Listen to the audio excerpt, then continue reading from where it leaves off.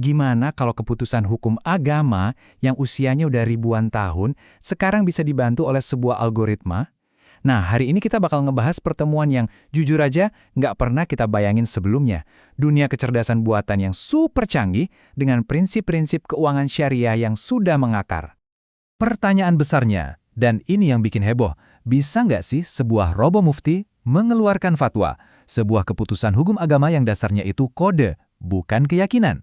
Isu inilah yang sekarang jadi perdebatan sengit di dunia keuangan syariah. Jadi kita bakal lihat bareng-bareng gimana teknologi paling modern ini bisa menciptakan peluang-peluang baru, tapi di saat yang sama juga menghadirkan tantangan yang belum pernah ada dalam sistem hukum yang umurnya udah ratusan tahun. Oke, tapi sebelum kita bahas lebih dalam, kita samain persepsi dulu ya. Sebenarnya teknologi apa sih yang kita omongin ini? Gini deh cara mikirnya. AI itu payung besarnya, konsep tentang mesin pintar. Nah, di dalamnya ada yang namanya machine learning, yaitu AI yang bisa belajar sendiri dari data. Terus, di dalam machine learning itu ada lagi yang lebih spesifik dan lebih kuat, namanya deep learning. Nah, yang ini terinspirasi dari cara kerja otak kita, otak manusia. Intinya, deep learning itu pakai semacam jaringan saraf buatan yang berlapis-lapis buat memproses informasi, mirip banget sama otak kita. Terus, apa yang bikin dia spesial? Nah, ini dia kekuatan supernya. Dia bisa belajar sendiri dari data mentah yang jumlahnya super masif, bayangin aja ribuan halaman teks kuno, tanpa perlu kita kasih instruksi langkah demi langkah. Wow, dengan kekuatan kayak gitu potensinya kan jadi gede banget ya kan? Coba kita lihat sisi positifnya dulu. Gimana AI bisa merevolusi efisiensi, inklusi, dan kepatuhan dalam sistem keuangan syariah?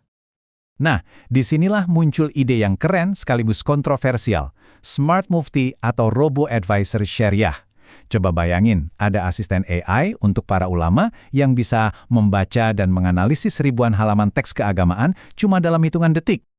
Dan ini bukan cuma soal ngebut loh, alat kayak gini bisa memangkas waktu riset secara gila-gilaan, bikin produk-produk bank baru jadi lebih cepat keluar, dan yang paling penting, bisa meningkatkan transparansi dengan menunjukkan dari mana sumber setiap kesimpulannya, jadi lebih jelas. Tapi tunggu dulu, dampaknya nggak berhenti di situ aja. Teknologi ini juga punya potensi buat merevolusi instrumen keuangan sosial kayak zakat dan pinjaman kebajikan, yang notabene jadi jantungnya ekonomi Islam. Gimana caranya? Gini, AI bisa bantu verifikasi siapa yang paling butuh dan berhak nerima zakat, atau merekomendasikan siapa yang paling cocok dapat pinjaman tanpa bunga. Dan di saat yang sama, AI juga bisa mengamankan seluruh sistemnya dengan mendeteksi penipuan, jadi bisa dipastikan bantuan itu nyampe ke orang yang tepat. Oke, kedengarannya keren banget ya. Tapi, ceritanya nggak sesimpel itu. Sekarang kita masuk ke bagian yang rumit. Disinilah efisiensi data mulai berbenturan dengan dogma dan spiritualitas yang mendalam. Coba kita bandingin. Di satu sisi, ada AI, mesin pengolah data super cepat, akurat, jago nemuin pola. Di sisi lain, ada kita, manusia, dengan kualitas yang gak bisa digantikan, kemampuan menilai, intuisi, pemahaman spiritual, dan kepekaan terhadap konteks emosional. Ini dua dunia yang berbeda. Dan ini mungkin argumen etis yang paling menusuk. Sebuah algoritma itu nggak punya keyakinan. Dia bukan seorang muslim. Dia nggak punya kualitas subjektif yang dibutuhkan untuk proses ijtihad. Sebuah proses penalaran hukum yang butuh lebih dari sekedar teks. Butuh niat, kebijaksanaan, dan pemahaman akan ruh dari ajarannya. Nah, selain masalah etis tadi, ada juga masalah teknis yang nggak kalah pusing. Namanya masalah kotak hitam. Gini, model deep learning itu saking kompleksnya, sering banget jadi kayak kotak hitam. Kita masukin data, terus keluar hasilnya. Tapi proses yang terjadi di tengah-tengahnya, seringkali nggak bisa kita jelaskan, bahkan oleh si pembuatnya sendiri. Ini kan jadi pertanyaan mendasar banget.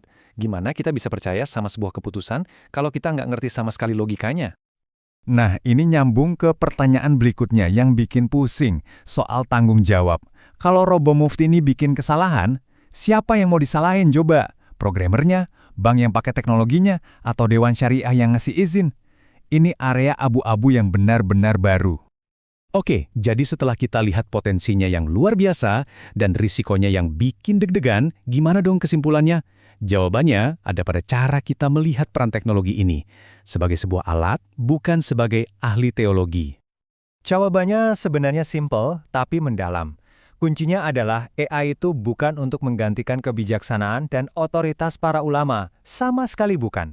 AI harusnya berfungsi sebagai alat bantu yang super canggih untuk melengkapi dan mempercepat kerja manusia, bukan mengambil alih.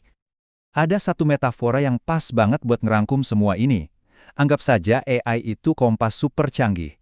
Dia bisa nunjukin rute tercepat berdasarkan jutaan data. Tapi pada akhirnya, tetap harus ada navigator manusia, seorang ulama, yang memegang peta etisnya untuk memastikan rute yang diambil itu sejalan dengan tujuan spiritual. Karena kompas, mau secanggih apapun, dia nggak akan pernah ngerti kenapa kita harus menempuh perjalanan ini.